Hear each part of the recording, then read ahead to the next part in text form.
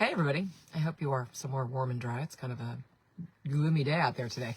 My voice is still a little bit gone from various things, but I am back from the House had special session yesterday, and the Senate, as we speak, is having their special session today. So yesterday was a long day. We were in session until midnight, and so I'm a little bit tired today. I feel a little bit like I've been hit by a truck, in part because the obvious thing, which is a long day to be. Session itself started at 10:30, and we gavelled out pretty close to midnight. So that's a long day. My day started before that because there was a lot of work to be done ahead of time. 2 of the 4 bills that we passed in the House yesterday were finance bills, and so they were the second and third bills we debated. And while debate for those 2 bills was not the longest debate, the longest debate was for the first bill, which was the housing bill. I thought I'd give you a glimpse of sort of what, when you have 2 bills that you are putting on after a long debated one, what that kind of feels like. So the first bill, the 2 finance bills that I brought out, one had to do is a mechanism for UConn Health to purchase 3 struggling hospitals in Connecticut, Waterbury Hospital, Bristol, and Day Kimball. And it's a bit of a complicated transaction. It's got a lot of moving pieces, but it's got, it was heavily, we've been discussing this for a while after the prior deal fell apart, and Waterbury is really in extremis after its ownership by a private equity firm, which, shall we say, did not manage it well, or at least did not manage it for the benefit of the people who use the services of Waterbury Health. And so it was quite an urgent situation to make sure that hospital stayed, kept its doors open and continued to serve the people of Waterbury and the surrounding area, for which it's very important.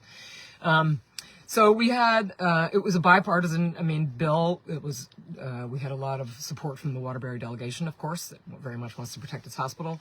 And while the first bill was being debated, I was doing a lot of literally running around between UConn, who was there, talking to them, talking to the governor's office and his chief of staff, talking to my ranking member on finance and the minority leader, who had been part of the negotiation for this bill, and in fact working on a small but really good amendment that one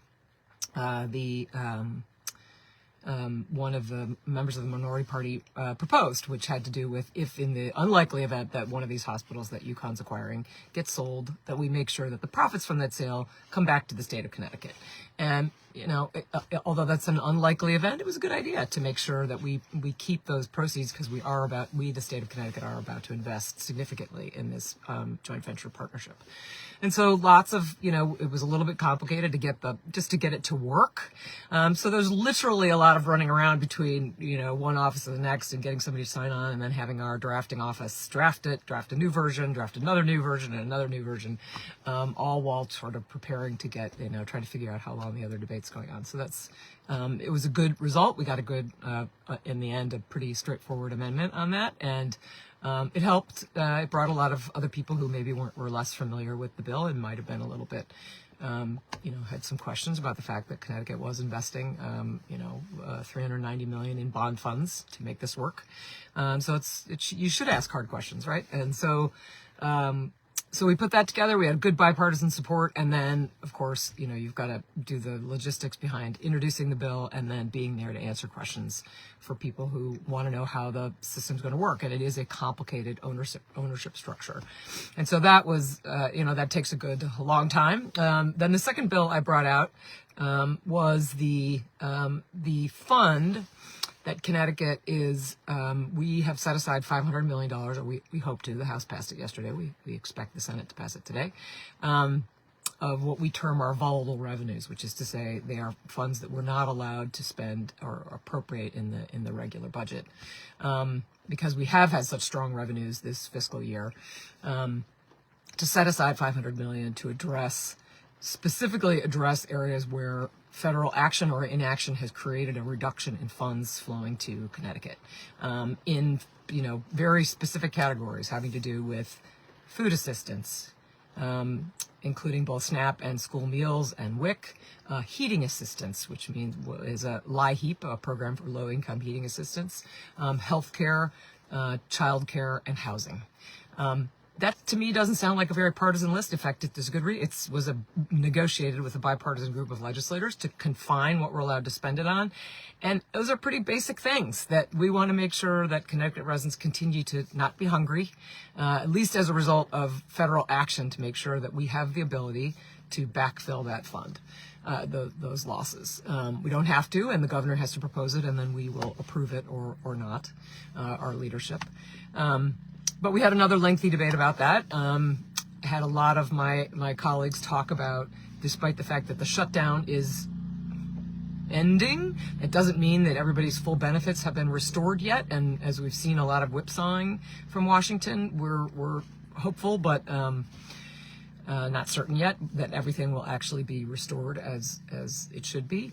But of course, there are other federal deficiencies that are coming along the way, or that are already happening as a result of federal action. So we will be having a lot of conversations about what actually to spend that on. But that also was a good debate. And then at the end of which, having been sort of in the floor talking to people all day long, I nipped off to have something to eat at like 8:30 at night.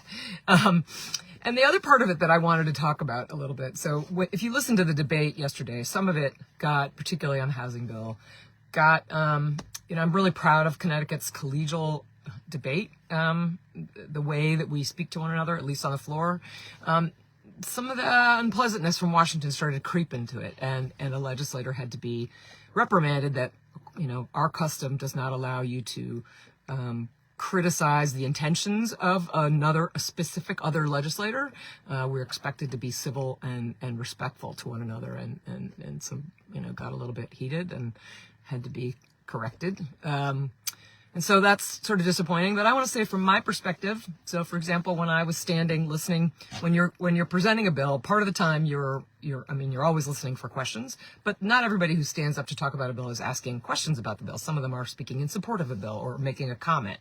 And so sometimes I'm just standing there, and sometimes I'm listening to the question.